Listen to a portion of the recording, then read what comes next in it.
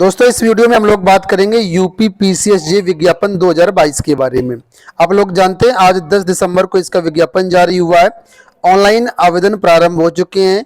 6 जनवरी 2023 तक इसमें आप फीस पेमेंट कर सकते हैं और फाइनल सबमिट 10 जनवरी 2023 तक कर सकते हैं। इस वीडियो के माध्यम से हम देखेंगे कि कौन कौन से अभ्यर्थी इसमें आवेदन कर सकते हैं, यानी शैक्षिक अर्हता क्या है, आयु सीमा क्या रहेगी। आयु सीमा में यहाँ पर बदलाव हुआ है, जो लोक सेवा आयोग का नॉर्मल होता है उससे इसमें अलग रहेगा। इसके अलावा एग्जाम पैटर्न हो गया, सिलेक्शन प्रोसेस होगा, कंप्लीट डिटेल्स यहाँ पर हम बताएंगे, तो वीडियो को आप लोग जो है पूरा देखिएगा। तो सबसे पहले यहाँ पर हम बात कर लेते हैं पदों को लेकर के। तो पदों की संख्या ठीक ठाक है, 303 पद यहाँ पर हैं और इसमें कैटेगरी वाइज देख सकते हैं पद।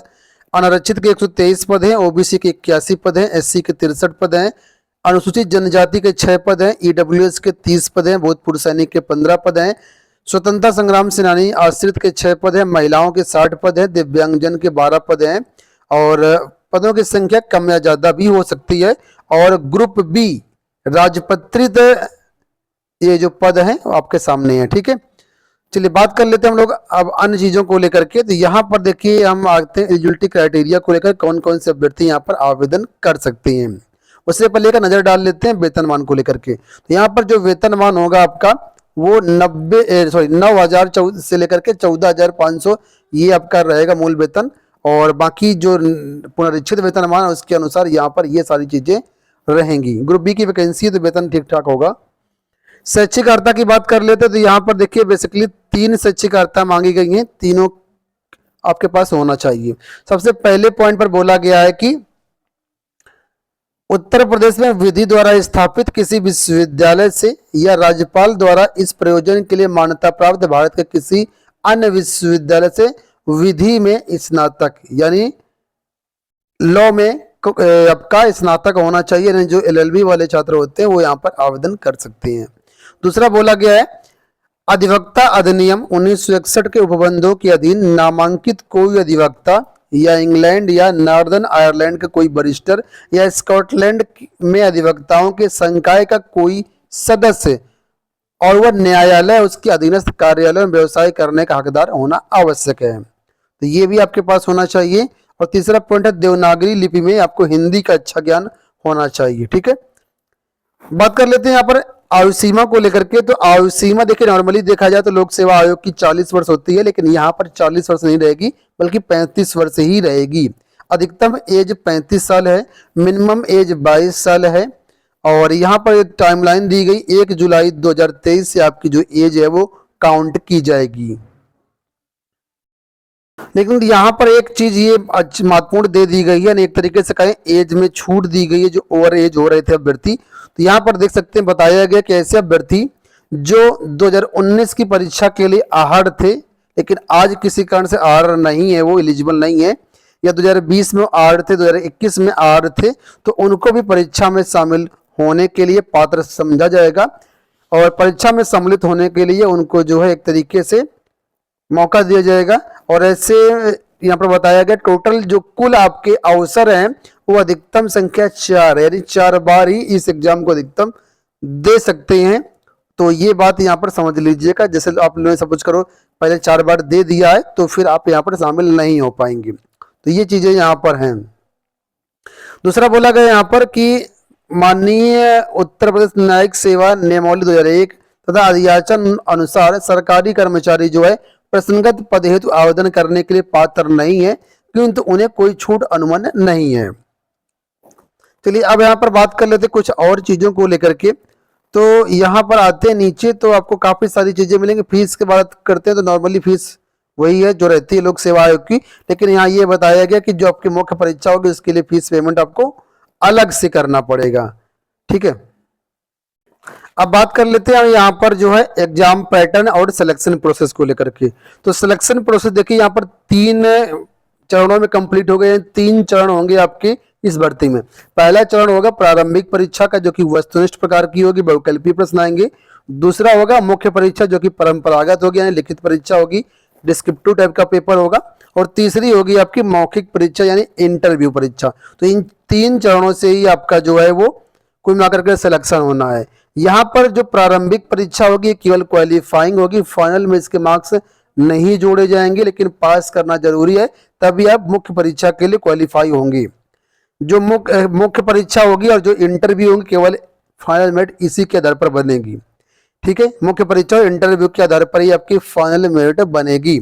अब यहाँ पर आपको बता दूं कि जैसे सपोज करो आपने फॉर्म भर दिया, आपका मुख्य परीक्षा का एग्जाम, प्रारंभिक परीक्षा का एग्जाम हो गया, तो मिनिमम पासिंग मार्क्स की बात कर लेते हैं। तो यहाँ पर पहले से डिसाइड किया कि मिनिमम आपका 35-40% जो रहता है लोक सेवा आयोग का वो रहेगा।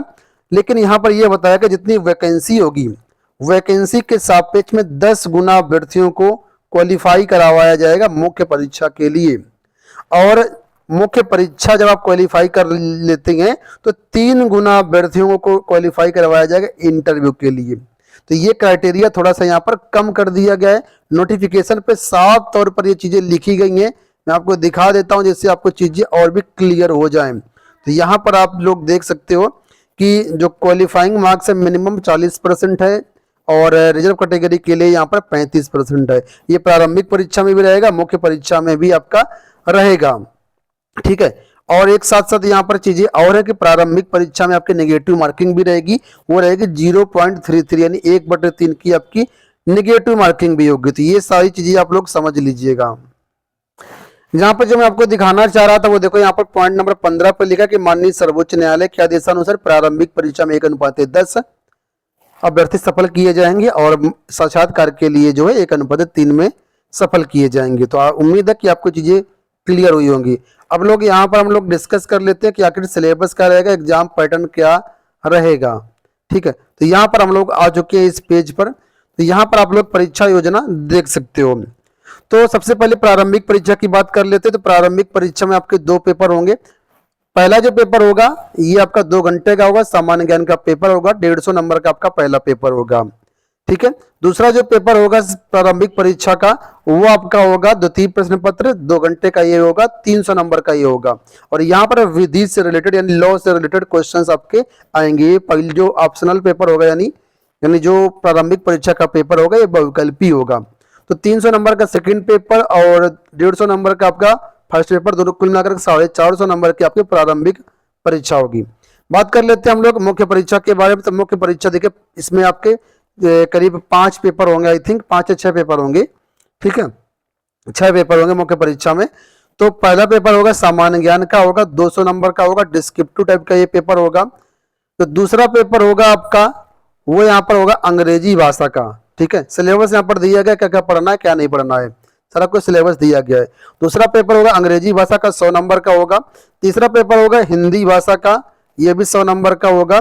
चौथा पेपर होगा आपका विधि 1 का, यानी विधि के यहाँ पर 3 पेपर होंगे, लॉ के 3 पेपर होंगे। तो पहला जो पेपर होगा विधि का वो चौथा पेपर होगा, इसमें मौलिक विधि से संबंधित क्वेश्चन पूछे जाएंगे आपका, 200 नंबर का ये रहेगा। इसका जो 5वां पेपर होगा मुख्य परीक्षा का ये विधि 2 के नाम से जाना जाएगा और इसमें प्रक्रिया एवं साक्ष्य के बारे में आपको पढ़ना होगा, इससे संबंधित प्रश्न आएंगे, क्या पढ़ना है क्या नहीं पढ़ना, सारा सिलेबस यहाँ पर देखो दिया गया है।